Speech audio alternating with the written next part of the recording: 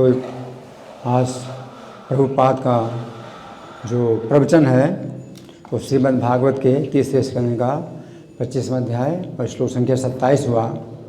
इसमें कपिल भगवान की शिक्षा है, असेवयायम प्रकृतिर्गुणानाम। असेवया, तो असेवया ये सेवया का उल्टा है। सेवया का मतलब सेवा के द्वारा, और असेवया का मतलब सेवा ना करते हुए। तो सेवा नहीं करना है। किसकी सेवा नहीं करना है? प्रकृतिर्गुणानाम, प्रकृति के गुणों की सेवा नहीं करना है। तो प्रभुपाद समझा रहे हैं कि प्रकृति के गुणों की सेवा किस प्रकार से होती है। प्रकृति के गुण जो है हमको बलपूर्वक लगाते हैं, प्रकृति के गुण हमको बलपूर्वक लगाते हैं और हमें करना पड़ता है। कार्यते सह कर्म सर्वा प्रकृति जर गुण है। विवश होकर के व्यक्ति को कर्म करना पड़ता है प्रकृति के गुणों के द्वारा। तो पूरा बल प्रयोग है, जीव का अपना बस ही नहीं है। अब प्रभुपाद कह रहे हैं कि असेव्या, प्रकृति के गुणों की सेवा ना करो। संभव नहीं है कि प्रकृति गुणों की सेवा ना करो। प्रकृति गुण तो जो है हमको बलपूर्वक लगाते हैं। लेकिन ये प्रकृति गुण हमको बलपूर्वक सेवा में क्यों लगाते हैं? हम गुणों को भोगना चाहते हैं। तो यहाँ पर जो कपिल भगवान कह रहे हैं, असेव्या का मतलब है प्रकृति के गुणों को मत भोगो। तो सेव्या का मतलब वो भी होता है उपयोग करना, उपभोग करना। जैसे नित्यम भागवत सेवया, तो इसका मतलब क्या है? सेवन करना, रोज़ भागवतों में सेवन करना। और सेवन करना एक ये भी है ना, नित्यम भागवत सेवया। और यहाँ पर है प्रकृति के गुणों का सेवन नहीं करना, यानी भोगना नहीं। तो जब जीव भगवान की सेवा को छोड़ करके इस भौतिक जगत में भोगने के लिए आता है, तो जो माया है, भौतिक प्रकृति माया है, वो हमें पेश करती है भोगने के लिए कि श्रीमान जी मेरे पास जो है ये भोग हैं, आप चुनो, आप कौन सा भोग भोगना चाहते हो। तो भौतिक प्रकृति आपके सामने पेश करती है भोग की वस्तुएं। और भोग की वस्तुएं क्या हैं? 3 गुण हैं। आप चुनो, आप किस गुण को भोगना चाहते हैं। लेकिन वास्तव में वो माया है, वो भोगने की वस्तु है ही नहीं। उसमें तो आपको बंधन मिलेगा, उसमें आपको बांधा जाएगा और आपसे सेवा कराई जाएगी। आप भोग नहीं सकते। आप स्वरूप से कृष्ण के सेवक हैं, और अगर कृष्ण की सेवा को अगर आप छोड़ देते हैं, अपने स्वरूप को छोड़ देते हैं, तो हम माया की सेवा करते हैं। ये माया, माँ का मतलब नहीं, या माने जो है नहीं। तो जीव को दिखाई देती है माया भोगने की वस्तु, लेकिन वो भोगने की वस्तु नहीं है। वो जो है कष्ट देने वाली वस्तु है। तो माया है, और माया जो है बड़ा आश्वासन देती है, भोगो सर, प्लीज़ एंजॉय। तो माया जो है इस प्रकार हमें धोखे में डालती है। आप जो है मेरे पास आए हैं, आप मुझे भोगना चाहते हैं, देखिए मेरे 3 गुण हैं, इन 3 गुणों में आप जो है किस गुण को भोगना चाहते हैं। तो कोई जीव जो है तमोगुण को पसंद करता है भोगना। तो तमोगुण में क्या है? लापरवाही, असावधानी और निद्रा, आलस्य। तो इसमें अगर कोई जीव रहना चाहता है तो इससे जो है वो फिर वो बंधता है अधो गच्छन्ति तामसा। तो तमोगुण में बनता है तो नीचे की ओर उसको जाना पड़ता है। तो वो नहीं सोचता है कि मैं नीचे की ओर जाऊंगा, लेकिन प्रकृति के गुण भोगना चाहता है तो उसमें बंध जाएगा वो। अब छोड़ नहीं सकता, उसको नीचे की ओर जाना ही पड़ेगा। अधो गच्छन्ति तामसा। रजोगुण को भोगना चाहता जीव, तो वो सोचता नहीं कि मैं बंधूंगा, लेकिन रजोगुण को भोगना चाहता है। तो उसमें क्या है? काम, क्रोध, लोभ, ये सब चीज़ें हैं, है ना।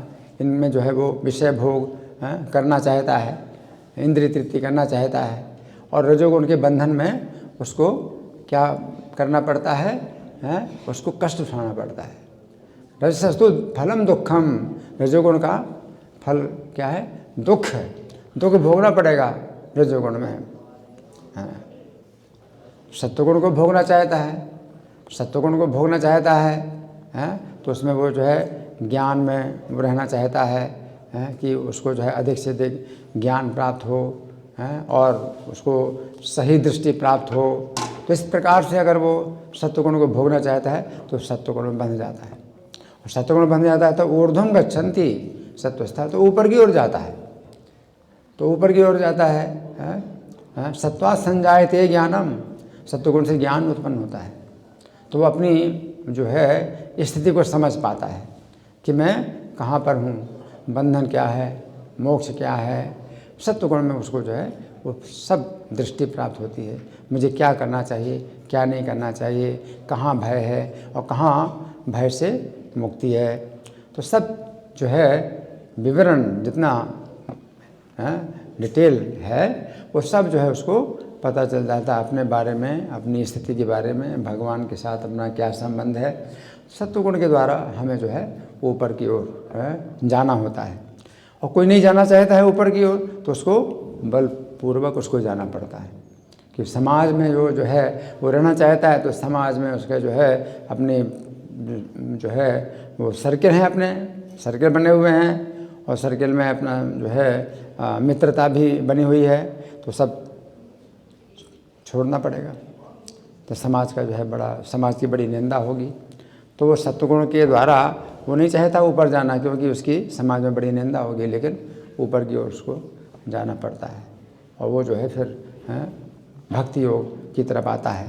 तो यहाँ पर असेवयाम प्रकृतिर गुणानाम, तो कपिल भगवान कहते हैं कि प्रकृति गुणों का सेवन ना करते हुए वो प्रकृति के 3 गुणों को जो है भोगना नहीं चाहता है। तो जिस समय उसके अंदर ये विचार आता है कि भौतिक प्रकृति ये 3 गुण हैं, ये मुझे बांधने वाले हैं, मैं इन तीनों में से किसी को भी नहीं भोगना चाहता हूँ, तो क्या चाहता है वो? कृष्ण की सेवा करना। तो ज्ञाने ने वैराग्य विजृंभिते न, तो वो जो उसको ज्ञान प्राप्त होता है और उससे वैराग्य प्राप्त होता है, ज्ञान और वैराग्य प्राप्त होता है। तो कैसे ज्ञान वैराग्य प्राप्त होता है? वासुदेवे भगवती भक्ति योगः प्रयोजितः जनयत्यासु वैराग्यम ज्ञानम चेत हेतुकम। तो अगर कोई जीव जो है प्रकृति गुणों को नहीं भोगना चाहता है और कृष्ण की सेवा में लग जाता है, तो ज्ञान और वैराग्य उसको स्वतः प्राप्त होते हैं। भक्ति योगः प्रयोजितः जनयत्यासु वैराग्यम, जनयति यानी भक्ति योग जो है उत्पन्न करती है, भक्ति देवी तुरंत उत्पन्न करती है। क्या उत्पन्न करती है? जनयति आसु वैराग्यम ज्ञानम चेत हेतुकम, वैराग्य उत्पन्न करती है और ज्ञान उत्पन्न करती है। तो यहाँ पर कपिल भगवान कहते हैं ज्ञान है न वैराग्य विजृंभितेन। विजृंभितेन का मतलब है कि बड़ा तीव्र वैराग्य उसको जो है उत्पन्न होता है, भौतिक संसार से जो है उसको तीव्र वैराग्य उत्पन्न होता है। योगेन मयि अर्पितया च भक्त्या, तो वो जो भक्ति है वो कैसी होनी चाहिए? मयि अर्पितया, तो भगवान के लिए अर्पित होनी चाहिए। भक्ति जो है भगवान के प्रति अर्पित होनी चाहिए, भक्ति और किसी अन्य के प्रति अर्पित नहीं होना चाहिए। कि कोई कहे कि मैं भक्ति जो है सबकी करता हूँ, तो बहुत से मंदिर हैं, तो उसमें कृष्ण का भी अर्चा विग्रह है, देवी का भी है, गणेश का भी है, शिव जी का भी है ना। तो ये अनन्य भक्ति नहीं, सब बराबर हैं, सबको जो है जल डाल देते हैं, सबको फूल चढ़ा देते हैं, सबको भोग लगा देते हैं, सब बराबर हैं, अनन्य भक्ति नहीं है। यहाँ पर भगवान के मयि अर्पितया च भक्त्या, वो भक्ति मुझको ही अर्पित हो। तो इस्कॉन के जो मंदिर हैं वो ऐसे हैं जिसमें भक्ति केवल मयि अर्पित होती है, यानी कृष्ण को ही अर्पित होती है।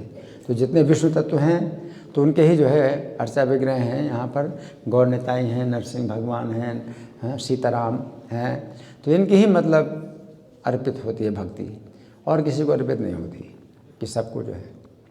तो यहाँ पर कपिल भगवान मयि अर्पितया, जैसे भगवान गीता में कहते अनन्या भक्त्या अनन्या सख्यहम एवं विधुर्धन, अनन्य भक्ति के द्वारा ही मैं जाना जाता हूँ, मेरा दर्शन भी होता है और मेरी लीला में प्रवेश भी हो जाता है। तो अनन्य भक्ति के द्वारा ही, तो वही मयि अर्पितया।